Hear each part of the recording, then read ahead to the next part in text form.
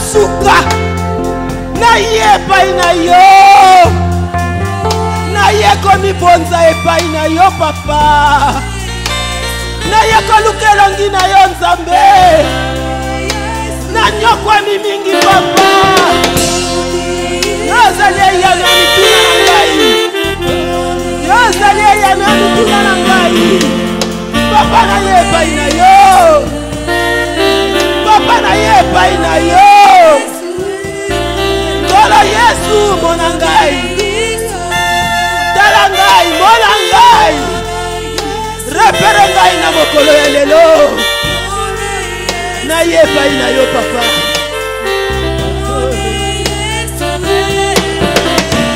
mokonzi na nguya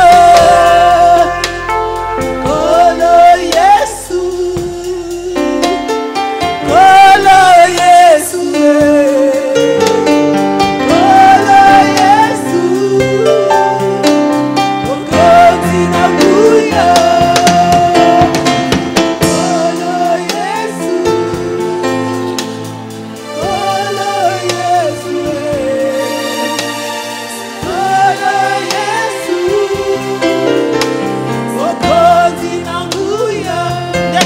kende koloba na nzambe yazali mokonzi na nguya yalembaka likambo te ata onyokwa mitango molai ntango yango esili kobelema alingi akutana na yo alingi alobela ye likambo moko kende kolobela ye nzambe ngayo na ye na répondre na rendez-vous na yo papa yanola ngai alléluia oh éternel mon Dieu éternel Dieu tout-puissant nous sommes venus pour te rencontrer. Nous sommes venus pour te rencontrer. Seigneur, nous avons répondu oui au rendez-vous et nous sommes là pour toi, Seigneur. Nous sommes là pour t'écouter. Nous sommes là pour écouter tes consignes. Éternel notre Dieu, nous voici devant toi. Nous voici devant toi. Nous voici devant toi. Alléluia. Alléluia. Père éternel, je te présente tes enfants. Je te présente ton peuple. Qui suis-je, Père éternel, pour me tenir devant ce peuple? Je ne suis rien. Je ne suis qu'une motte de terre dans laquelle tu as mis ton souffle de vie. Si tu enlèves ton souffle de vie, je ne suis rien. Éternel, me voici. Oh mon Dieu, tu m'as donné cette charge, cette responsabilité énorme. Mais qui suis-je sans toi? Je ne puis rien. Tendre Père, je t'invite. Je t'invite maintenant, Seigneur. Je veux que tu parles toi-même à ton peuple. Moi, je ne suis qu'une motte de terre dans laquelle tu as donné ta forme et ton souffle. Seigneur, un simple instrument de toi. Mais parle toi-même.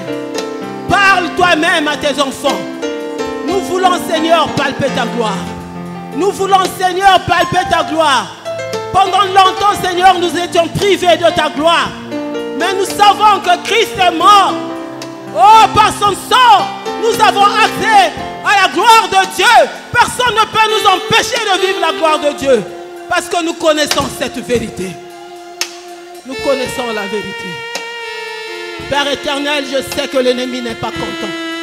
Depuis qu'on a programmé ce séminaire, il ne fait que s'agiter pour chercher à me décourager, pour chercher à m'affaiblir.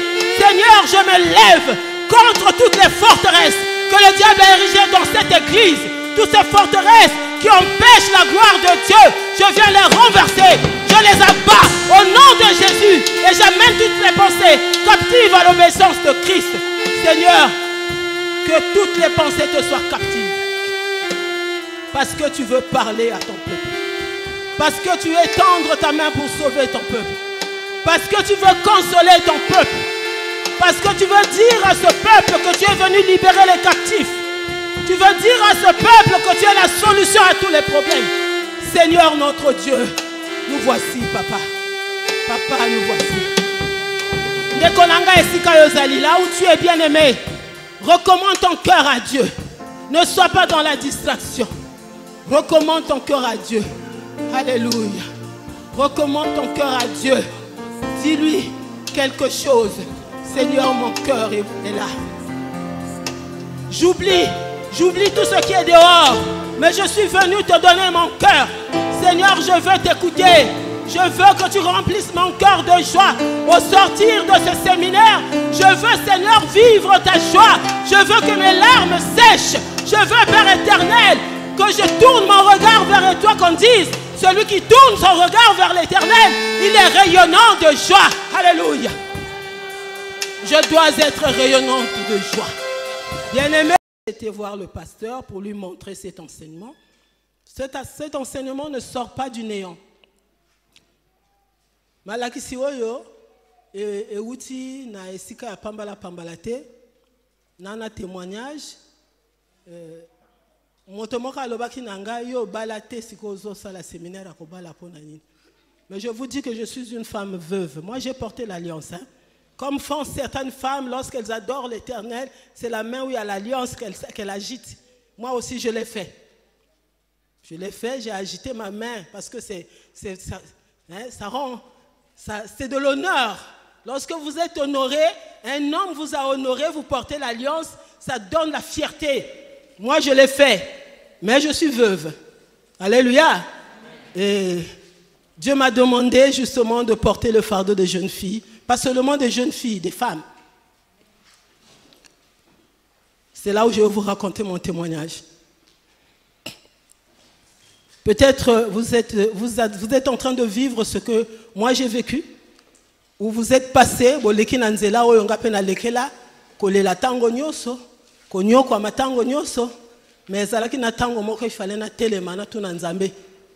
fallait que je m'arrête, que je demande à l'Éternel qu'est-ce qui n'allait pas dans ma vie. Parce que j'avais découvert que la femme a été créée pour le mariage. La femme a été créée à cause de l'homme. Bien aimé motako sayote. O botamana libala. Alléluia. Ndengo zawano botamana libala. Si tu ne te maries pas, il y a un problème. Alléluia. Et c'est ce problème-là que nous allons découvrir aujourd'hui. Moi, je l'ai découvert. Alléluia. Je l'ai découvert bien que c'était trop tard. Déjà âgé. Hein? Papa priait pour que je me remarie. Bon. Pour des raisons, des convenances personnelles, je me suis réservé. Alléluia. Je vous dis que vous êtes nés pour le mariage. Je m'adresse aux femmes. Et comme vous êtes nés pour le mariage, c'est ce que Dieu m'a dit. J'ai dit à Dieu, mais Seigneur, qu'est-ce que c'est que le mariage? Si je suis né pour le mariage, mais où se trouve mon mari?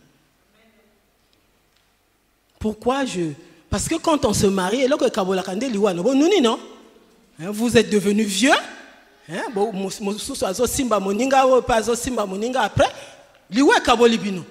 moi, je suis encore forte, je suis veuve. Ça veut dire quoi? Mais je n'ai pas commencé par le mariage. Moi, j'ai 4 gosses, 4 enfants, 3 que j'ai eus dans la fornication. Qu'est-ce qui s'est passé dans mon enfance? Dès l'âge de 6 ans, j'ai aimé le mariage. Je ne sais pas d'où venait cette inspiration. J'ai admiré un couple, j'ai dit, moi aussi, quand je vais grandir, je vais me marier avec un gendarme, parce que c'était un couple de gendarmes. C'était mon idée, j'ai dit, ah voilà, les gendarmes sont propres, ils sont gaillards, quand tu marches là, vraiment avec élégance. Moi, je trouvais que c'était beau, mais j'avais 6 ans à Kinkala. Ma grand-mère était hospitalisée, et nous sommes allés en vacances, voilà, nous nous sommes retrouvés devant le camp de la gendarmerie.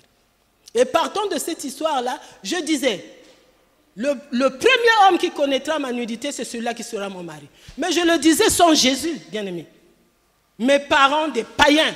Mon père, un grand soulard, quand il prenait la boisson, il pouvait être vers, comment on appelle, arrêt dépôt. Il crie la nuit. Vous allez entendre que voilà, celui-là, il a déjà bu, il arrive. Et ma mère aussi, elle buvait, elle fumait. Donc dans ma maison, dans notre maison, c'était les ténèbres. Mais moi, j'avais pris, donc avec une inspiration en moi, je veux garder ma virginité jusqu'au jour du mariage. Et l'homme qui sera le premier homme, c'est celui-là qui sera mon mari et le père de mes enfants. Mais je l'ai dit sans fondement. Je n'avais pas de fondement chrétien. Mes parents des païens. Bien que à un certain âge, j'ai découvert l'église catholique, je partais, mais à l'église catholique, bon voilà. je me suis retrouvée à un moment donné au couvent parce que j'aimais cette vie des religieuses. Et vous savez que lorsque vous vous associez avec une personne, hein, il y a une influence, qu'elle soit maléfique ou bénéfique, mais il y a toujours une influence. Parce qu'au couvent, on fait le vœu de chasteté, de pauvreté et de célibat. Et moi, comme je m'étais accrochée aux religieuses, et à l'âge de 11 ans, après avoir fait tous les sacrements, je commençais à suivre les cours de Bible au milieu de grandes personnes, et j'avais adhéré à ce milieu, et j'aspirais à être religieuse. Sauf que mon père n'a pas aimé. Mais déjà, j'avais fait un vœu sans le savoir. Et le célibat m'a suivi. Donc, comme j'étais très intelligente à l'école, je rencontre un garçon avec qui on travaillait, on partageait des moments. Il n'y avait rien entre lui et moi. Mais on était dans un groupe de travail. Et voilà que le jour où je vais m'admettre au baccalauréat, nous allons célébrer le baccalauréat. Et je tombe enceinte. Bon, j'avais déjà dit le premier homme qui verra ma nudité sera mon mari, non? Et pendant ce temps, mon père voulait m'envoyer en France pour aller étudier. Il avait déjà fait les papiers. Et moi, j'étais déjà enceinte. J'ai fui la maison. Je suis allée par la fenêtre dans la maison de ce garçon, dans la maison de ses parents, dans sa chambre d'enfance. C'est là où j'ai fait mes 3 enfants. Bien aimé. J'ai mis le feu pour que, non, mon père, non, il ne sera pas content. Il a tout fait, il a pris le vin pour aller voir mon père. Il était tellement fâché, il a refusé de prendre ce vin-là. Mais je me suis entêtée à être dans la maison de ce garçon. Puis un jour, je rencontre, je dis que c'est un ange qui me dira, Mobali Okufela, Mobali Nayote. Ce n'est pas ton mari. Un jour, il va t'abandonner. Effectivement, c'était arrivé. Quand j'ai eu le 3e enfant, à 1 mois, le bébé d'1 mois, le monsieur a failli m'étrangler. Et quand les gens sont venus arracher ses mains, j'ai sauté par la fenêtre. Je suis entré dans cette maison par la fenêtre, invisible, et je suis sorti par la fenêtre visible. Et depuis, c'était en janvier 1988, je me suis retrouvé seule. Et j'ai cherché le mariage. Par tous les moyens. Vous voyez une personne qui n'a jamais fait la vie, donc il fallait apprendre à s'habiller. Je me suis habillée sexy. Je vous assure que moi, mon style, c'était les pantalons. Hein. Pantalons ou mini-jupes, comme j'avais des belles jambes. Et bon, on m'appelait la plate, beau bassin et tout. Donc, tous ces noms-là m'encourageaient, je m'habillais comme ça. Mais c'était un scandale dans mon quartier parce qu'ils n'étaient pas habitués à me voir comme ça. Mais, je cherchais quoi en fait? Je ne sais pas ce que je cherchais. Le mariage, ce n'est pas comme ça que j'allais le trouver. Malheureusement. Alors, je vais me retrouver en train de chercher les solutions.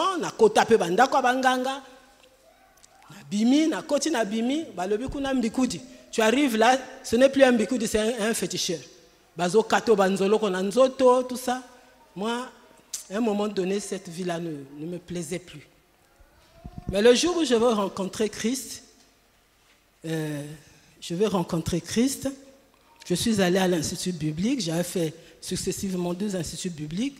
C'est là où le Seigneur me dit, maintenant que tu deviens, après la consécration, maintenant que tu deviens ma servante, vas-tu encore porter ces choses-là? Alors, ces choses-là, c'était quoi? Je dors encore le même songe, je reviens, on me fait défiler les hommes que j'ai fait tomber dans le péché d'adultère à cause de mon accoutrement. Alors ça, c'était une grande porte d'entrée pour les maris de nuit. Et ça m'empêchait de contracter le mariage. J'ai souffert, surtout quand au règne du président Lissouba, il n'y avait pas, les salaires ne venaient pas régulièrement. Et puis un jour, je me suis retrouvée à Total, je partais accompagner mon fils, je rencontre un monsieur qui conduisait une familiale taxi. Bon, je causais avec quelqu'un, lui, il l'avait suivi. Alors, il était attiré par ma façon de parler. Il dit non, cette femme-là est un télo. Il était à la recherche d'une femme intello. Et une femme intello, moi c'est à Mayele, hein? Moi c'est à Tanga, alors le pote est bien. Lui, il aimait ça. Et voilà, c'est parti de là, il avait cherché là où je vivais.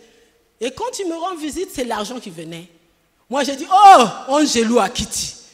Pendant qu'on fait 3 mois, 4 mois sans salaire, moi Angelou à Kitty. Donc, on a commencé à se fréquenter. Et puis un jour, il vient pour me donner un trousseau d'alliance. Il dit, je vais t'épouser. J'ai dit, quoi? Ah, ça c'est un rêve? Ndoto nini? Bien aimé, quand il dit ça, je ne cherche pas à m'agenouiller pour demander à Dieu. Je ne cherche pas à demander est-ce que cela vient de Dieu ou pas. Pour moi, nous allons sili, na komo kota ba taxi nangai, donc je peux aller au boulot librement, alors que je pouvais taper une semaine, je ne peux pas aller au boulot parce que je n'avais pas de déplacement. Bon, un homme courtois, bien qu'il vraiment, na ndengongana ko sepelate, mais je le trouvais courtois. Je le trouvais tendre et puis je dis voilà l'homme qu'il me faut. Et voilà, je me suis précipité avec lui. D'abord, nous sommes tombés dans l'impudicité avant le mariage. Et après, nous nous sommes mariés. C'est vrai que les hommes de Dieu avaient prié pour moi, mais moi je dis que le fondement était déjà renversé. Comme le fondement était déjà renversé, même si cet homme-là pouvait rester longtemps avec moi, la porte était grandement ouverte pour que le diable, celui-là qui rôde comme un lion rugissant, qu'il puisse intégrer, entrer et saccager tout ce que le Seigneur voulait faire. Donc voilà, je me suis retrouvé dans ce foyer, j'ai eu un enfant, et après, cet homme commençait à fuir la maison. Comme c'était un pilote, il partait dormir dans leur salle de maintenance, et il me disait que c'était mes prières qui étaient en train de le chasser de la maison. Effectivement, je priais beaucoup. Et lui ne supportait pas ça. Je ne savais pas qu'il avait touché aux choses occultes. Ça s'est passé. Et voilà qu'on vient me chasser de la maison, parce que la maison là où on vivait, c'était une grande maison qu'on louait, laissée par un blanc. Et après, il ne payait plus les loyers. Et moi, j'avais déjà un bébé. On vient me chasser. J'ai dit, mais je vais aller où? J'ai sorti de cette maison pour aller chercher refuge à l'église. Et c'est là que j'ai cherché Dieu. Donc, en cherchant Dieu, j'ai dit, mais Seigneur, pourquoi tu as permis de me marier avec cet homme? Qu'est-ce qui s'est passé? Pourquoi, Seigneur? Pourquoi? Pourtant, pendant longtemps, j'ai cherché le mariage. Et voilà que je trouve un homme qui m'honore. Bande konanga. Posaka na timola mabele na kota bakundanga. Soni, j'ai connu la honte. Comment? Dans ma famille, je suis la première personne à être mariée. Et voilà que quelques mois après, même pas une année, voilà, l'homme fuit la maison. Et plus tard, je veux apprendre qu'il était devenu marié chez quelqu'un. C'était parti de qui? De moi ou de lui? Je devrais savoir. Donc, bien aimé, j'ai tellement peiné que j'ai demandé à Dieu. Je me suis enfermée dans la maison. Les détails, je les saute. Je me suis enfermée dans la maison. J'ai prié mon Dieu. J'ai dit, Seigneur, tu m'as créé femme. La Bible dit que la femme a été créée à cause de l'homme. Donc, si tu m'as créé à cause d'un homme, c'est que cet homme existe. Et j'entends la voix qui me dit, est-ce que c'est ma faute si tu n'es pas marié? Je dis, oh. Pendant que Dieu me dit, c'est ma faute si tu n'es pas marié, j'ai l'alliance. Hein. Je dis donc, Dieu ne reconnaît pas mon mariage. Il ne le reconnaît pas. Mais c'est grave. Alors, j'ai persévéré. 2 mois, je me suis enfermé. Donc, avec mes enfants, on communiquait comme ça. Je prends, j'écris, je fais passer sous la porte, s'ils ont un besoin, et c'est comme ça. Plus de contact avec les hommes, je me suis enfermé. Je ne prenais qu'une moitié de miel, j'ajoutais l'eau, donc tout un verre. Ça, c'était ma nourriture de tous les jours. J'avais vraiment maigri, mais j'étais forte dans la prière. Et c'est là que le Seigneur va me donner les révélations que j'avais écrites dans ce cahier. Alors, une autre révélation que Dieu me donne, il me dit, la grande porte d'entrée, c'est ton nom. Le nom qu'on t'avait donné par tes parents, c'est un nom qui glorifie les idoles. Alors, bien aimé, je vous le dis parce que nous sommes ici, il y a beaucoup d'enfants, il y a beaucoup de personnes certainement qui souffrent de certaines choses. Essayez de causer avec vos parents. Quand vous racontez l'histoire de la famille, quand vous racontez comment vous êtes né, certainement vous allez déceler le nœud du problème. Je vais rencontrer ma tante qui avait élevé mon père quand sa maman est morte, qui va me raconter la signification, qui va m'expliquer la signification du nom qu'on avait donné à mon père, qu'il a donné à tous les enfants. Et Dieu me demandait de changer ce nom. Non seulement je devais changer le nom, je devais changer nom et prénom parce que même les prénoms posaient problème. Ça m'a coûté les yeux de la tête. J'ai fait un grand sacrifice. J'ai sacrifié même des avancements. S'il vous plaît, ce que je vous dis, je suis très sincère. Mais pour moi, c'était d'abord m'emparer du royaume de Dieu. Être en accord avec le Seigneur. Que le mariage vienne ou pas, mais au moins, je devrais faire la volonté de mon Dieu. Et c'est là qu'il me parle dans Jérémie 15, verset 18. Il me dit ceci.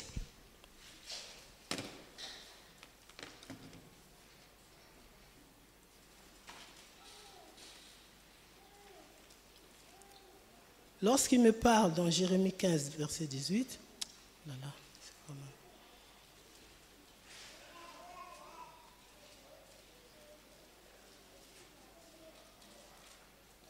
Si quelqu'un est à la page, il peut lire. Hein?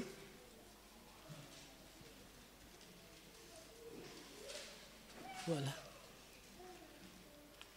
Verset 18, j'étais en train de m'interroger. Pourquoi ma souffrance est-elle continuelle? C'est ce que je disais tout le temps. Pourquoi je souffre tant, comme Jérémie avait crié à Dieu? Mais Dieu me donne la réponse dans 19. C'est pourquoi ainsi parle l'Éternel. Si tu te rattaches à moi, si tu te rattaches à moi, je te répondrai. Et tu te tiendras devant moi. Si tu sépares ce qui est précieux de ce qui est vil, tu seras comme ma bouche. Amen. Si tu te rattaches à moi, tu te tiendras devant moi. Si tu sépares ce qui est précieux de ce qui est vil, alors tu seras comme ma bouche. Dieu voulait que je sois comme sa bouche pour annoncer ses vertus. Je ne pouvais pas annoncer ses vertus, me tenir devant l'assemblée de Dieu avec ce vieux nom. Je devrais me séparer de ce nom. Et je l'ai fait. Je me suis regardé. Qu'est-ce qu'il y a encore en moi qui n'est pas bien? J'ai regardé mon accoutrement. J'ai dit, je dois brûler tout ce qui n'honore pas Dieu. J'ai brûlé.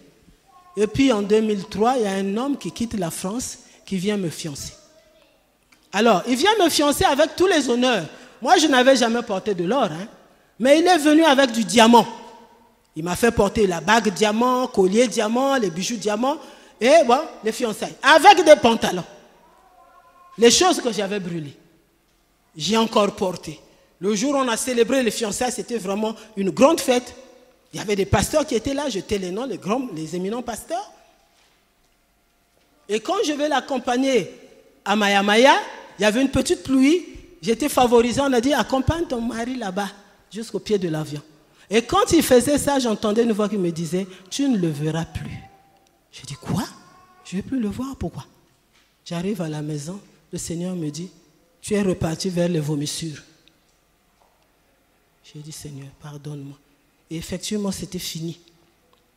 J'ai un permis de conduire, hein, que le monsieur là avait exigé, il fallait que j'aille à l'école pour apprendre la conduite. Et il avait déjà acheté la voiture. Mais tout ça, Dieu a dit, pas question. Alors, bien aimé, je me suis retrouvé dans une situation désastreuse. Je me dis, mais qu'est-ce que je vais faire pour honorer mon Dieu? Parce que là, j'ai failli. Je suis reparti encore devant son trône pour lui demander. Et c'est là qu'il me dira. Je vais essayer de lire. Il me dira, Blanche, Satan t'a réclamé. Il t'a beaucoup secoué. Il y aura encore une grande secousse dans ta vie, mais moi, l'Éternel, je vais intervenir. Je vais détruire toutes les forteresses qu'il a érigées dans ta vie, mais quand tu seras affermi, quand tu seras sauvé, encadre les autres. Il y a beaucoup de mes enfants qui sont passés par ce même chemin et qui continuent à demeurer dans ces situations, qui ne savent pas, qui sont dans l'ignorance. Depuis longtemps, surtout les femmes, les jeunes filles en âge, cherchent le mariage, mais non, elles n'en trouvent pas. Mais elles ne savent pas que le diable avait déjà saccagé la grâce maritale que j'avais envoyée dans leur vie. Il me dit, femme, tu as de la valeur. Cette valeur est comme la valeur d'un billet de banque. Un billet de banque, on peut le froisser. Voyez-vous? Je n'ai pas de billet ici. Est-ce que quelqu'un a 10 000 ici, s'il vous plaît? Quelqu'un peut avoir 10 000? Je voudrais faire seulement une démonstration. Merci ma soeur, que Dieu te bénisse. Donc, voyez, excusez-moi, je vais un peu froisser ce billet. Voyez, le diable a froissé. Il t'a froissé, comme ça. Ben, on peut te jeter comme ça. Mais une personne va passer, n'est-ce pas? La personne va ramasser ses 10 000 francs. La personne, quand elle va ramasser, certainement c'est un simple papier, certainement il sera inspiré par le Saint-Esprit pour ouvrir.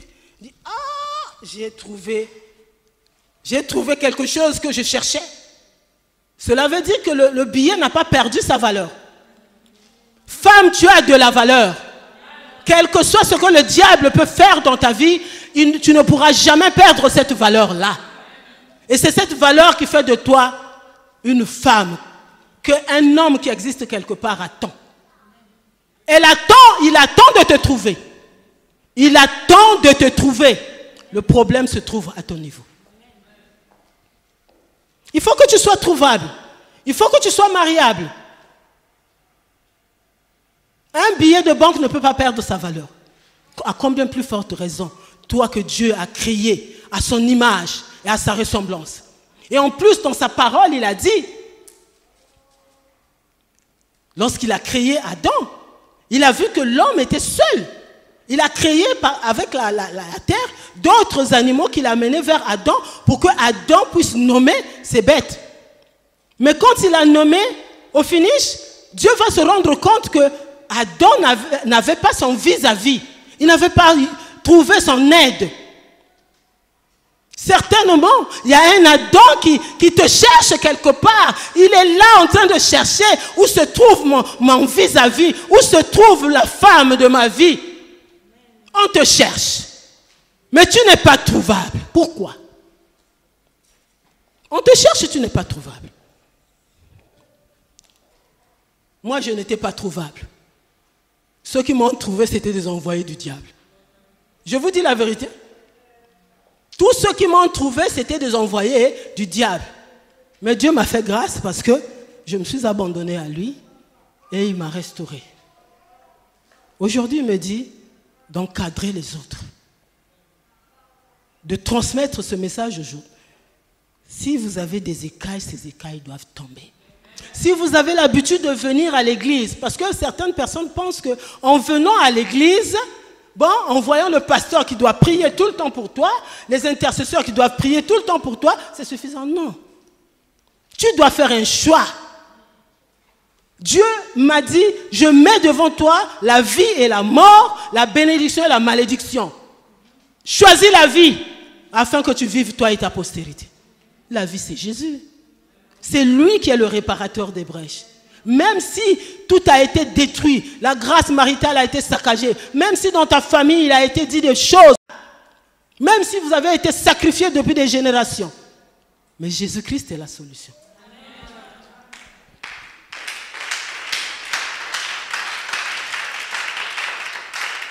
Alors ce matin, je partageais ce message avec papa, parce que en fait c'est lui qui m'avait donné un dépliant sur la vision de la jeune fille. Et dans ce dépliant, il y avait cinq thèmes. Donc, je crois que le thème sur la sexualité, j'ai déjà parlé de cela, je crois que c'est en 2011, si je ne me trompe pas, si ce n'est pas 2011-2012, le thème sur l'accoutrement. Parce que lorsqu'on nous a présenté ici, il y avait des jeunes filles qui boudaient. Ah, maman, vous pouvez porter vos collants comme vous voulez, mais vous allez découvrir que c'est mal. Alléluia. Vous pouvez, moi je ne viendrai plus vous dire non, ne portez plus ça. Mon devoir, c'est de vous éclairer, vous dire, regardez à quoi cela aboutit. Moi, quand Dieu me dit, ne porte plus les pantalons, ce n'est pas parce que ce sont les habits des hommes, mais c'est l'entrejambe. La partie sensuelle qui excite l'homme, c'est ça qui est dehors. Quand vous portez les pantalons bien-aimés, vous séduisez les hommes. Et les maris de nuit rentrent. S'ils n'arrivent pas à t'atteindre la journée, ils se transforment soit en mouche, selon le témoignage d'un sorcier. Ils se transforment en mouche, ils commencent à te suivre. Tu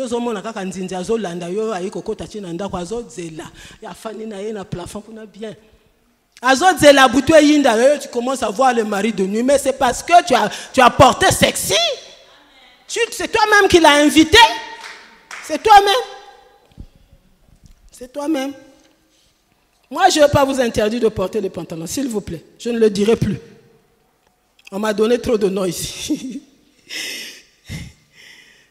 À celui qui a des oreilles pour entendre, qu'il entende. Alors, bien aimé, Dieu m'a montré l'origine de la femme. Je crois que je vous ai dit ça tout à l'heure. Lorsqu'il créa l'homme, il avait trouvé qu'il n'était pas bon que l'homme soit seul.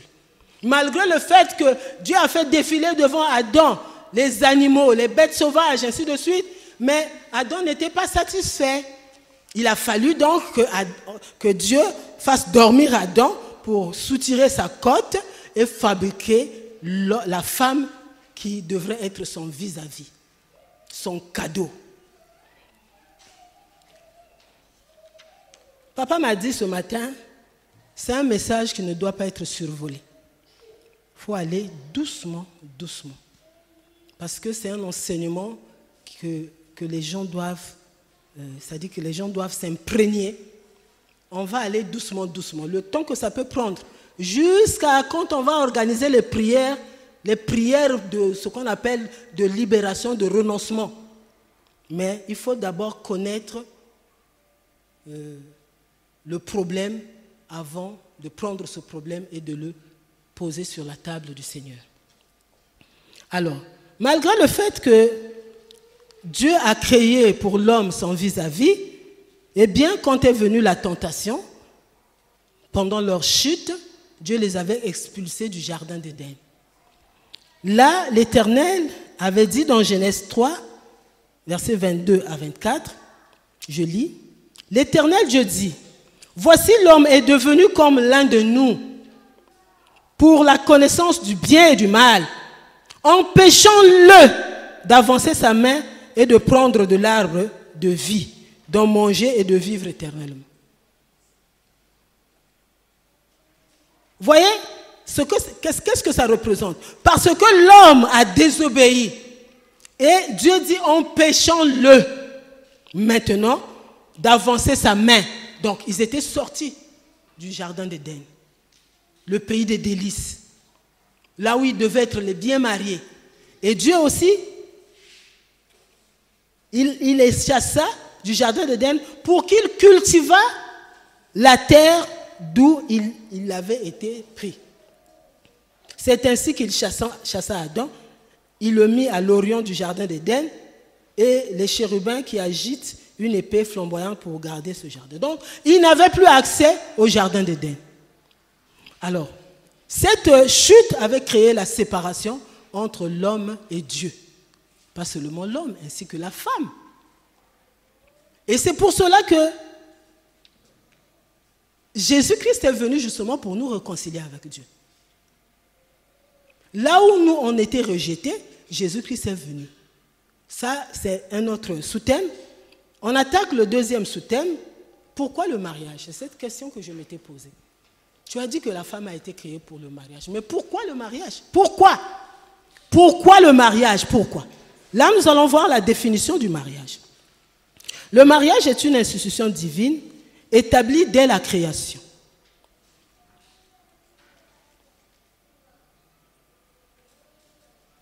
Nous sommes au premier thème.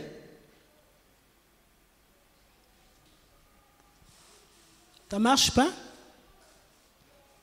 Voilà. Non, encore.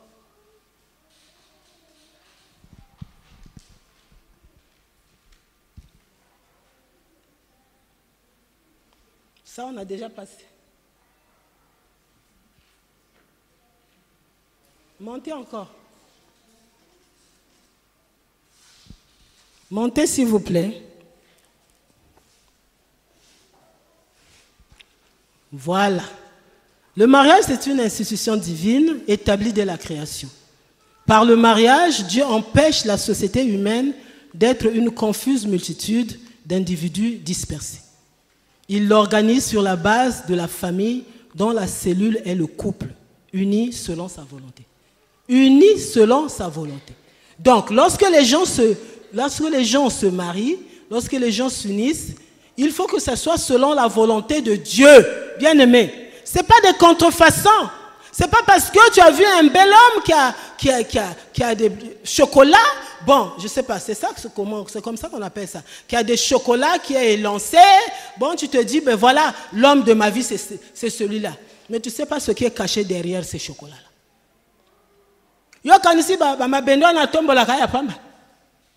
C'est la méchanceté qui est cachée derrière ces chocolats. Tu ne sais peut-être pas. Alors, bien aimé, nous allons attaquer le but du mariage. Pourquoi le but? Quel est le but du mariage? Selon la Bible, le but du mariage est quadruple. Premièrement, le premier sous-but, c'est la continuation de la race. Lorsque Dieu créa Adam et Ève, il ne pouvait plus créer d'autres Adam et Ève. Donc il a fallu que les gens se marient, il a fallu instituer le mariage, que les gens se marient pour continuer à se multiplier, là où il dit « multipliez-vous, remplissez la terre ». Dans Genèse, en tout cas, vous allez prendre les références là-bas et vous irez méditer à la maison. Deuxième sous-but, Dieu a créé le mariage pour la collaboration nécessaire à l'homme, qui est par essence un être social. Dieu dit, il n'est pas bon que l'homme soit seul, je lui ferai une aide semblable à lui. Donc, la femme a été créée pour être en collaboration avec son mari. Donc, elle est la collaboratrice de son mari.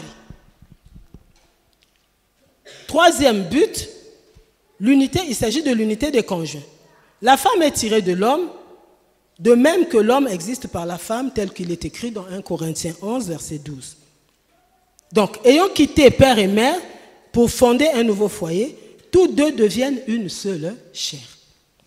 Le dernier but, c'est la sanctification. La sanctification de l'un et de l'autre pour la sauvegarde qu'est pour eux le lien conjugal. La Bible dit, bon, le Seigneur veut que le mariage soit saint et honoré de tous. Donc, quand Dieu dit, il veut que le mariage soit honoré de tous, ngana kotaka liba la fenêtre, non? Est-ce que ce mariage-là a été honoré? Il n'était pas honoré, c'était un péché. C'était une grande porte d'entrée pour que l'ennemi s'amuse de ma vie. Et je ne pouvais pas vivre la gloire de Dieu. Alléluia. Alors donc, voilà le but du mariage. Maintenant, pour atteindre ce but-là, Dieu a doté la femme d'une valeur.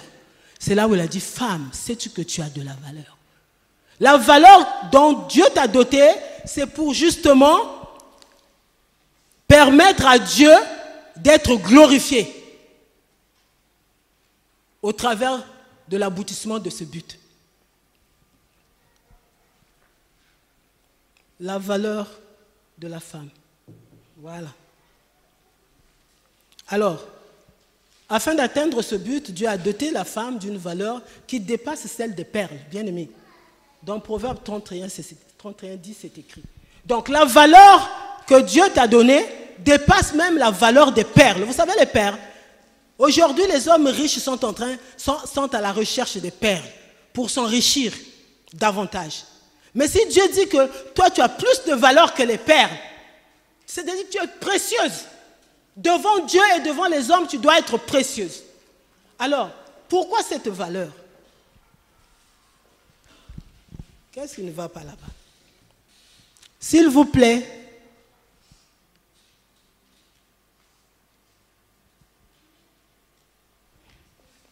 Voilà. Alors, Dieu dit que la femme, c'est un cadeau qu'il donne à l'homme.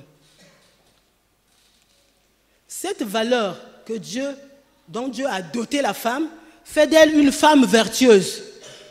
Une femme vertueuse, vertueuse et dynamique. Nous lisons cela dans Proverbe 31, verset 10. Quand la Bible dit « Qui trouvera la femme vertueuse? Elle a plus de valeur que les perles. » Cette valeur fait d'elle une femme sage. Dans Proverbe 14, verset 1, la Bible dit que la femme sage bâtit sa maison. La maison, le foyer conjugal est bâti par la femme. Ce n'est pas l'homme. Bien aimé. Même quand ton mari a beaucoup d'argent, s'il veut construire une maison, il veut, ça je parle physiquement, matériellement, s'il veut construire une maison, en tout cas ne lui donne pas le temps de faire les choses tout seul. Il y a des parties de la maison qui reviennent à la femme. C'est à elle de donner un sens. Parce que c'est des points stratégiques. La cuisine, par exemple, les toilettes, la chambre. C'est elle qui doit donner un sens à cela, bien aimé. Mais quand on dit la femme sage bâtit sa maison, spirituellement, ça veut dire quoi? Une femme sage doit savoir parler à son mari. Elle ne peut pas dire n'importe quoi. Si tu es insolente, tu dois chercher que Dieu délivre ta langue. Et si tu commences à... Ton mari est fâché. Et toi... Il va te taper, il va te casser la gueule. Et après, on va réparer. Mais entre-temps, les dents sont levées déjà. Ou le bras est déjà cassé. Pourquoi? Parce que tu n'as pas été sage. Donc la sagesse dans la façon de parler, la sagesse dans la façon de se tenir. Vous êtes accompagné de votre mari, vous êtes quelque part à une cérémonie. Chut. Si ton mari parle avec ses amis, toi, tais-toi. Tu n'as pas le droit d'intervenir. Parce que sinon, surtout si ton mari n'est pas cadre, toi tu es plus intellectuel, bon, tu parles trop, le mari n'arrivera plus à dire quoi que ce soit parce que la femme sage, tu dois bâtir ta maison. Ça, c'est un exemple. Cette valeur fait d'elle une vigne féconde. Voilà, ce foulard-là, je l'avais acheté il y a de cela presque 20 ans. Ce foulard-là. Je l'ai acheté parce que j'aime la couleur verte, le blanc aussi, et cette couleur rouge, j'aime. Comme ça, par hasard. Mais quand j'ai reçu cet enseignement, j'ai dit, mais oui, mais la vigne féconde. Regardez un peu ce foulard, ce beau foulard. Ça, c'est la vigne, les fruits de la vigne. Dieu veut que la femme soit une vigne féconde à l'intérieur de la maison de son mari. Si le mari était pauvre, eh bien, parce qu'il a bien choisi son vis-à-vis, quand la femme entre dans la maison, c'est la prospérité qui arrive. S'il était chômeur, il doit trouver du travail. Pourquoi? Parce que tu es une vigne féconde. Par tes conseils, par tes prières. Alléluia. Cette valeur fait de la femme une femme mariable. Non, une femme intelligente d'abord. La Bible dit dans Proverbe 19, verset 14, l'homme peut hériter de ses pères beaucoup de richesses, mais la femme intelligente, c'est un don de l'Éternel. Est-ce que tu peux être un don de l'Éternel, bien-aimé? Il faut chercher à être un don de l'Éternel. Pour que, qu'on sache que voilà, mobile azuma si mayele, azope sa mobile ne mayele. Mobile azalaki na se, nzamba sani a tomboli likolo. Parce que azuma si a mayele. Chérie, tu as un ndengeni, awa tu as un ndengeni. Moi pas tout zui, tout ça là va projet, tout ça là boui, tout ça là boui. Après, j'ai connu un foyer. Ils sont allés en Europe. D'abord, le mari est allé en Europe. Il avait obtenu une bourse. La femme est restée, une institutrice. Vous savez ce que la femme a fait? Elle a bloqué le compte du mari. Elle vivait avec ses enfants, avec son salaire. Et quand le mari revient, il vient trouver la maison changée. Il n'avait pas de télé, il y a la télé, elle a repeint la maison, elle a mis les meubles. Donc la maison, quand tu dis, mais où est-ce que tu as trouvé l'argent pour faire tout ça? Il dit, mais mon chéri, quand tu es parti, j'ai bloqué ton compte. Moi, je n'ai pas utilisé ton argent. Ah bon? Ah, mais on doit exploiter cette intelligence. Il a dit à sa femme, on doit exploiter cette intelligence. Désormais, nous bloquons un compte, nous allons vivre avec un seul salaire. Et c'est comme ça qu'ils se sont achetés des parcelles, ils ont construit. En Pila, ils avaient 2 parcelles, de grandes maisons qu'une société louait. À Kinsundi, ils avaient aussi 2 maisons vers Quartier Diata, là aussi, ils avaient une maison. Et du coup, ils sont devenus riches. Pourquoi? Parce que c'est une femme intelligente. Cette valeur fait de la femme une femme mariable. Alléluia. Telle que tu es là, tu dois être mariable.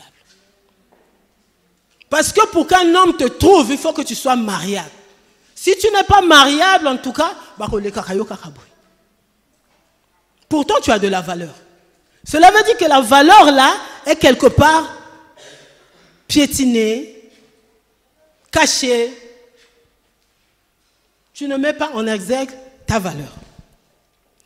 Et une femme, la valeur que Dieu donne à la femme fait d'elle une femme soumise. Bon, moi je ne parle pas de la soumission dont parlent les branhamistes, hein, parce que chez eux c'est autre chose. Mais quand je parle de soumission, je dis la femme doit se soumettre à son mari.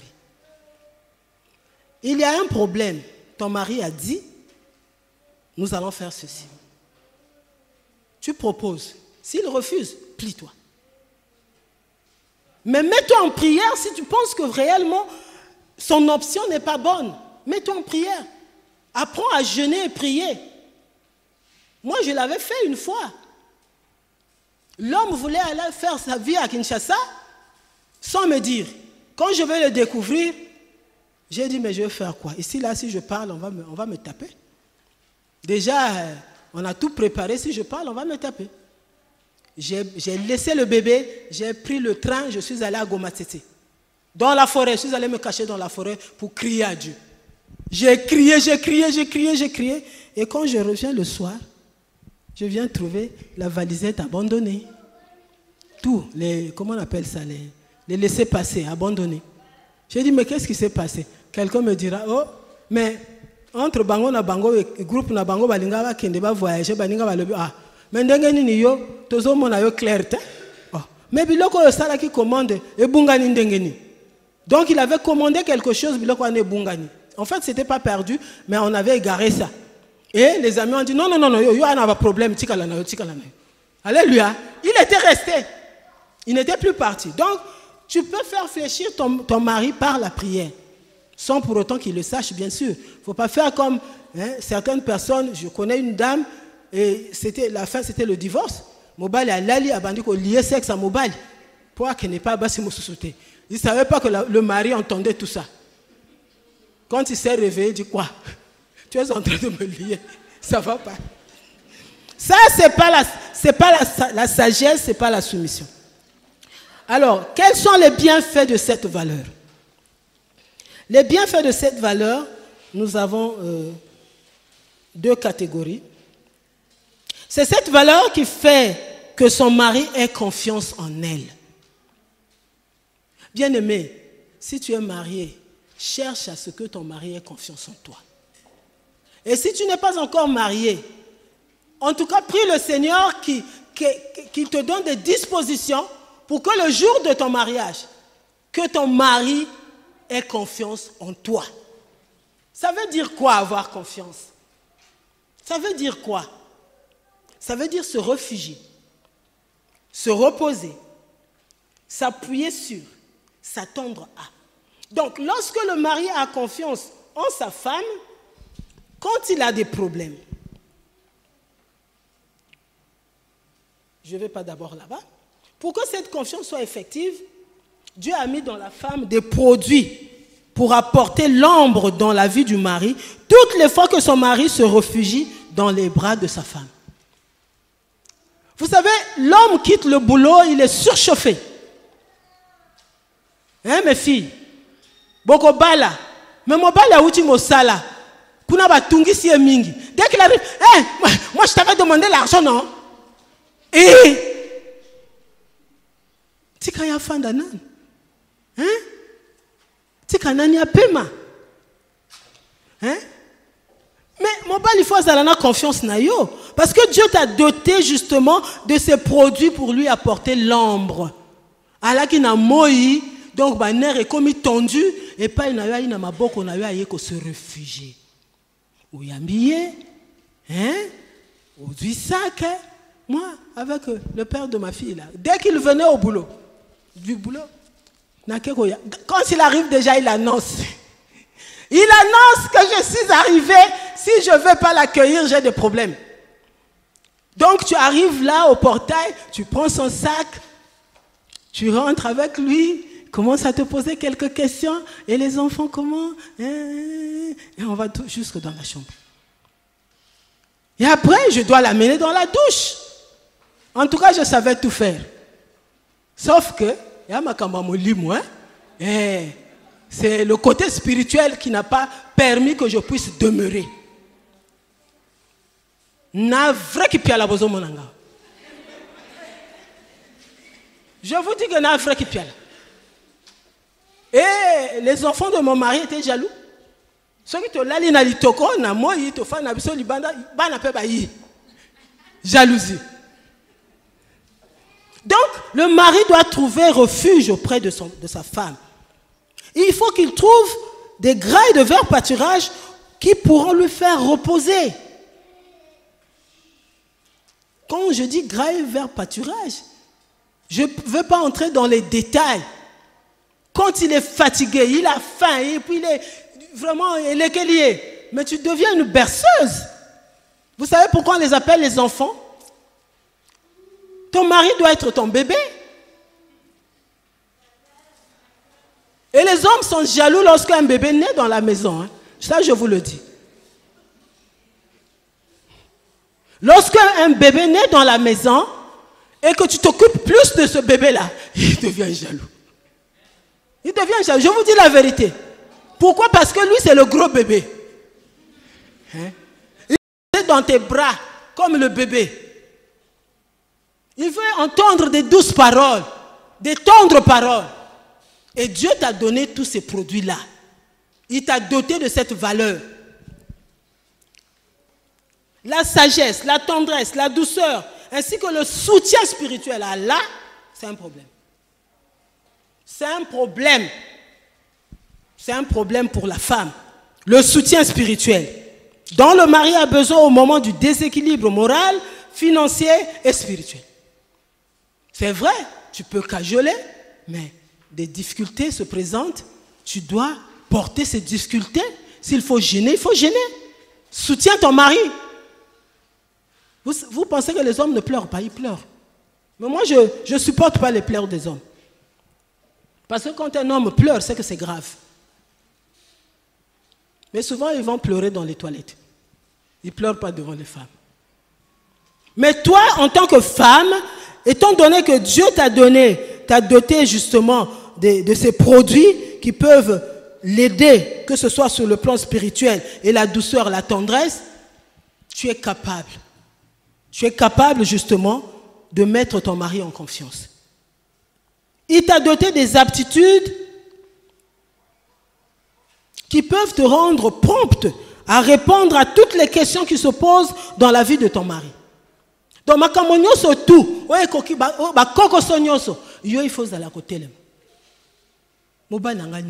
je te vois triste là, qu'est-ce qu'il y a?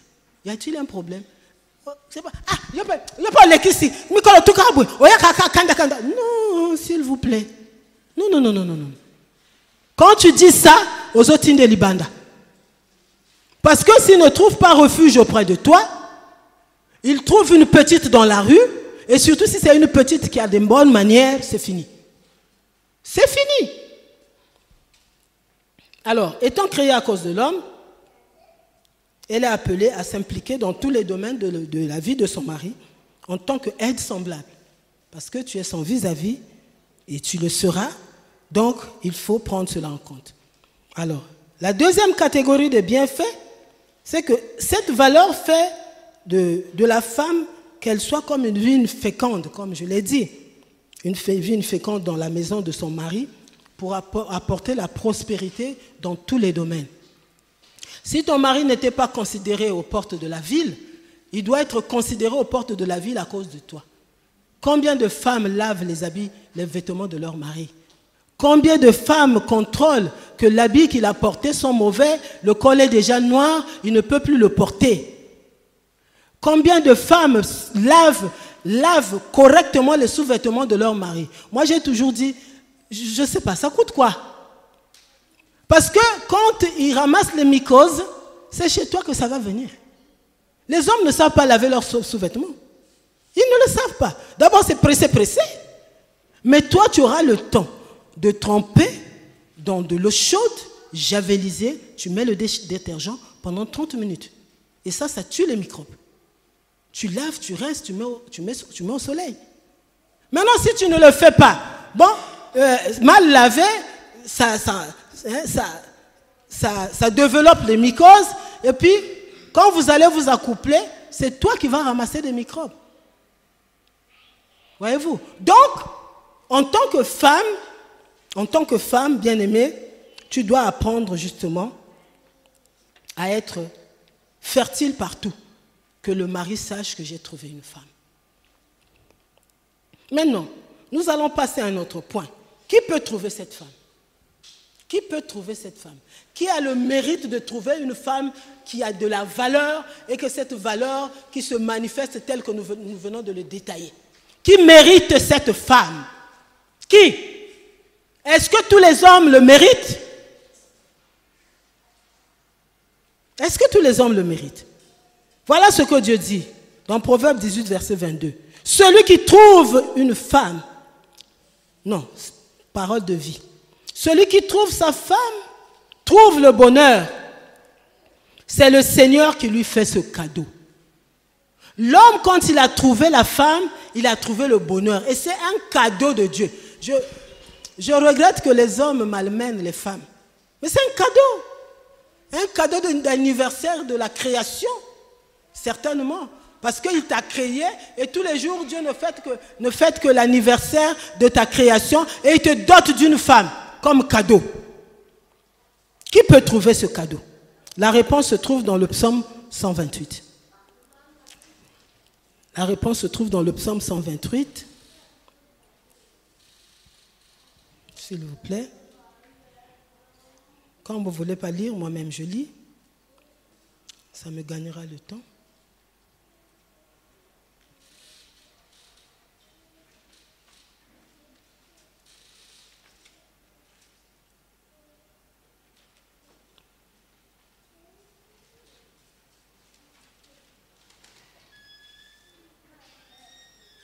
Psaume 128, verset 1, voilà.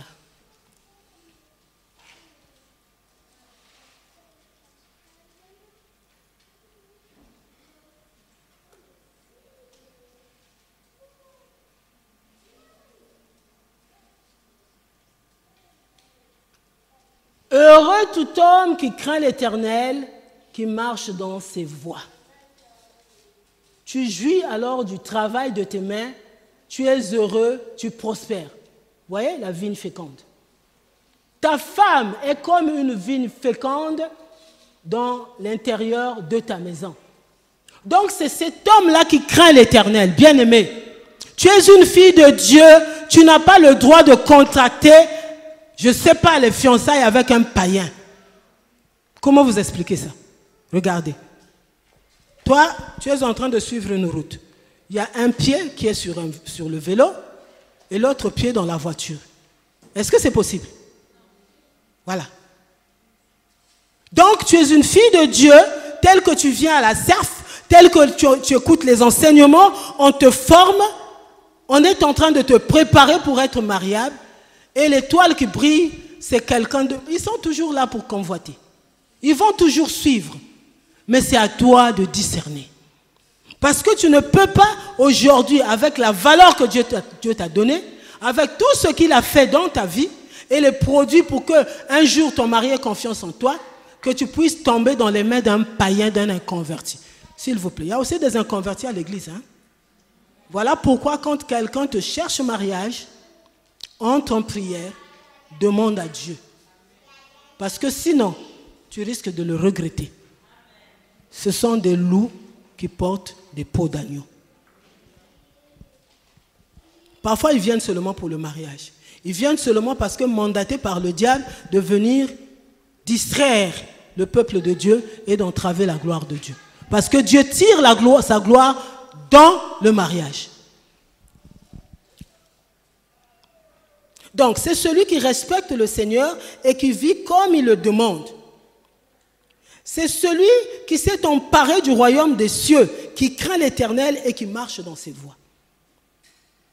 N'est-ce pas la parole de Dieu qui nous dit « Cherchez premièrement la justice et le royaume de Dieu, et le reste vous sera donné par-dessus tout. » Donc, tu es un cadeau, Dieu t'a donné, t'a doté de la valeur qui vaut plus que la valeur des perles. Dieu ne peut pas te donner cadeau à un païen ou à un inconverti, à un sataniste. Ce n'est pas possible. Il ne faut pas que tes yeux te trompent. Les yeux de convoitise. Parce que tu veux avoir des chocolats. Parce que tu veux avoir un homme barbu. Parce que tu veux avoir un homme chauve. Parce que tu veux avoir un homme élégant. Ou alors parce que tu veux avoir un homme qui a amassé beaucoup de trésors dans cette nation, qui roule carrosse. Et tu dois dormir dans une maison à étage ou tu dois rouler dans des V8. Non. Celui qui trouve ce cadeau doit craindre l'Éternel. Il doit marcher dans les voies de l'Éternel. Où peut-on trouver ce cadeau? C'est là où est le problème le plus crucial. Ma sœur, où est-ce qu'on peut te trouver? Pendant que je suis en train de vous parler, bon, il y a une question qu'on a notée, parce que le pasteur m'a dit que ça ne va pas s'arrêter ici. Il a lu, il a compris qu'il y avait de la matière, et il faut aller doucement, doucement, que les gens s'imprègnent. Là où vous ne comprenez pas, vous allez mettre des petites questions sur des bouts de papier, vous mettez dans le panier. Nous allons lire et puis nous préparer pour la prochaine séance pour que nous puissions répondre avant d'attaquer ce qu'il faut attaquer. Donc, le mariage et les réalités sur le terrain. Tu as été créé pour le mariage, c'est vrai. Dieu t'a doté d'une valeur inouïe, avec beaucoup de bienfaits, c'est vrai. Mais comment sont disposés les cœurs lorsque Dieu répand sa parole pour bénir ses enfants de la grâce maritale? La disposition de ton cœur est comment? Vous savez, lorsque nous avons commencé avec les nuits de prière de vendredi, il y a eu un vendredi où d'abord il y avait une lourdeur terrible. Mais moi je savais que Dieu allait faire quelque chose. Et après, nous sommes entrés dans la louange prophétique. Je m'adresse aux personnes qui ne veulent pas participer à la nuit de prière. Cette nuit-là, après cette louange-là, pendant la louange, pas après, une personne a reçu une vision. Dieu avait répandu la grâce maritale. Ici. Moi, j'ai senti ça. Et quand la personne est venue m'en parler, j'ai dit, ça c'est la confirmation. Alléluia. Mais qui? La grâce là, c'était pour qui? Tu étais là? Ton cœur était disposé pour recevoir cette grâce? Est-ce que ton cœur était disposé pour recevoir cette grâce? Dieu a répandu la grâce ici, pendant la louange prophétique.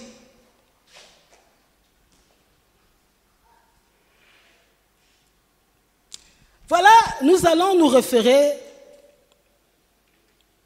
au texte sur la parabole du semeur. Je lis au nom de Jésus. Un semeur sortit pour faire ses semailles. Pendant qu'il répandait sa semence, des grains tombèrent au bord du chemin, furent piétinés par les passants et les oiseaux du ciel les mangèrent. D'autres tombèrent sur de la pierre. À peine eurent-ils germé que les petits plants séchèrent parce que le sol n'était pas assez humide. D'autres grains tombèrent au milieu des ronces. Celles-ci poussèrent en même temps que les bons plants et les étouffèrent. Mais d'autres tombèrent dans la bonne terre. Ils germèrent et donnèrent du fruit. Chaque grain en produisit 100 autres. Et Jésus ajouta, celui qui a des oreilles pour entendre, qu'il entende. Après, il donne l'explication. Voici donc le sens de cette parabole. La semence, c'est la parole de Dieu. Au bord du chemin, ce sont les personnes qui écoutent la parole, mais le diable vient l'arracher de leur cœur pour les empêcher de croire et d'être sauvés. Sur de la pierre, ce sont ceux qui entendent la parole et l'acceptent avec joie, mais comme ils ne la laissent pas prendre racine en eux, leur foi est passagère. Lorsque survient l'épreuve, ils abandonnent tout. La semence tombée au milieu des ronces représente ceux qui ont écouté la parole, mais en qui elle est étouffée par les soucis, les richesses et le plaisir de la vie, de sorte qu'elle ne donne pas de fruits. Enfin, la semence tombée dans la bonne terre, ce sont ceux qui, ayant écouté la parole, la retiennent dans un cœur honnête et bien disposé. Ils persévèrent et ainsi portent du fruit. Alors, au regard de ce passage, c'est un passage biblique, c'est une parabole que Jésus-Christ a donnée. Au regard de ce passage, nous pouvons compter 4 catégories de personnes. La première catégorie, au bord du chemin, ce sont des personnes, je parlerai des filles, des jeunes filles ou des femmes, qui écoutent la parole, mais le diable vient pour l'arracher de leur cœur pour les empêcher de vivre la gloire de Dieu. Parce que le mariage glorifie l'Éternel. La deuxième catégorie, sur de la pierre ou sur les endroits pierreux, ce sont des personnes qui entendent la parole et l'acceptent avec joie, mais comme ils ne la laissent pas prendre racine en eux, leur foi est passagère. Lorsque survient l'épreuve, ils abandonnent tout. La troisième catégorie, la semence tombée au milieu des ronces. La catégorie des personnes qui ont écouté la parole, mais en qui elle est étouffée par les soucis, les richesses, les plaisirs de la vie, de sorte qu'elle ne donne pas de fruits. Enfin, la quatrième catégorie, c'est la semence qui est tombée dans la bonne terre. La catégorie des personnes ayant écouté la parole de Dieu, la retiennent dans un cœur honnête et bien disposé.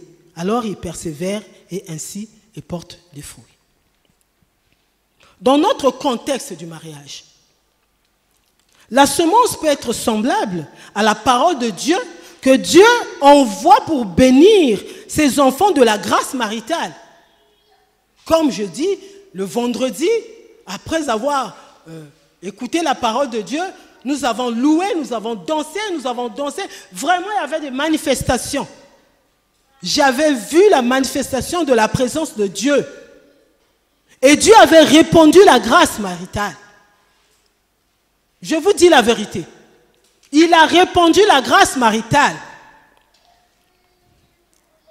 Mais est-ce qu'il y avait des cœurs disposés pour recevoir cette grâce? Est-ce qu'il y avait des cœurs disposés? Moi, je sais que tous les jours, il ne fait que faire ça. Peut-être que ce jour-là, c'était une nuit spéciale où il a ouvert les yeux de certaines personnes. Mais peut-être que tout le temps que nous venons en ces lieux, l'Éternel répand au travers de sa parole cette grâce maritale.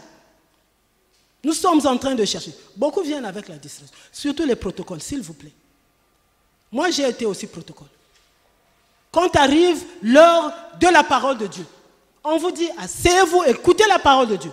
Quand arrive l'heure de la prière, vous devez prier. Mais souvent, vous êtes distraite. En train seulement là de surveiller, de faire asseoir les gens. Quand la parole de Dieu, l'heure de la parole de Dieu arrive, écoute, assieds-toi parce que toi aussi Dieu a besoin de toi. Il veut te bénir. Il veut te donner ce dont tu as besoin. Mais quand tu es distraite, tu risques de passer outre. Faites très attention. Quand vous venez dans la maison de l'Éternel, quand vous venez dans le temple de Dieu, vous êtes en train d'écouter la parole de Dieu. Écoutez cette parole attentivement. S'il y a un point qui vous touche, prenez le stylo, relevez ce point. Certainement, c'est là où le Saint-Esprit veut que vous puissiez vous apaisantir de telle sorte que vous ayez votre bénédiction.